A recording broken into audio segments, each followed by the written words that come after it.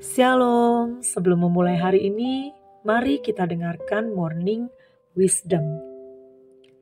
Sebuah himne Abide With Me yang ditulis oleh pendeta Anglikan Skotlandia bernama Henry Francis Lyte.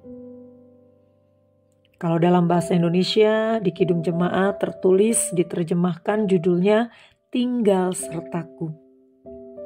Himne ini merupakan doa yang indah, penuh kuasa, dan menyentuh hati yang memohon agar Tuhan kiranya menyertai kita sepanjang hidup di dalam dunia ini, bahkan sampai kematian menjelang. Kalau kita mendengarkan dan menghayati pujian ini berkata, tinggal sertaku, kawan yang kudus, telah hampir malam, jangan jalan terus, tiada pertolongan hanya padamu. Kiranya Tuhan tinggal sertaku.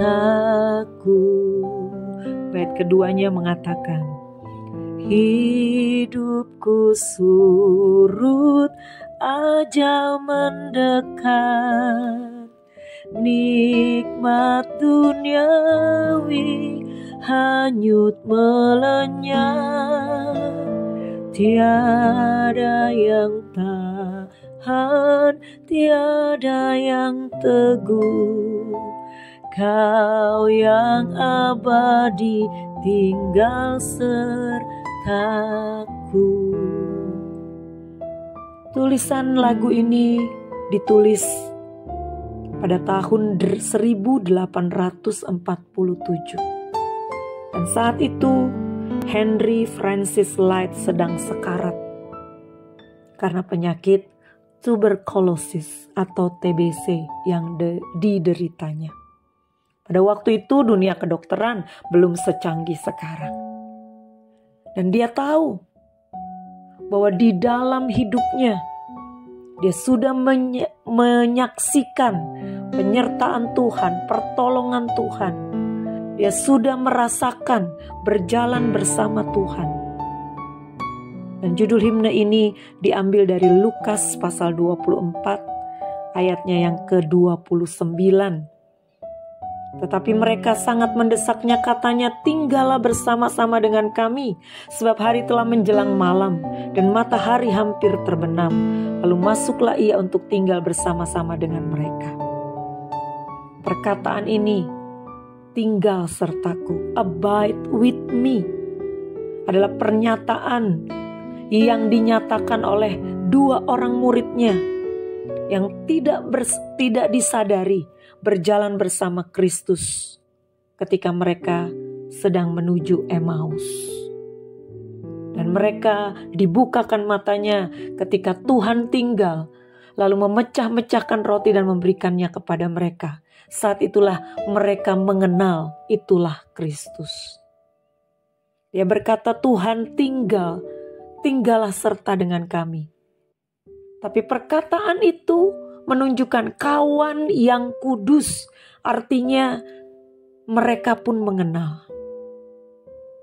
Henry Francis Lyte tahu di akhir-akhir hidupnya, ketika dia sekarat menjelang kematiannya, tidak ada yang bisa menolong dia, tidak ada lagi yang lain menjadi tempat dia berseru.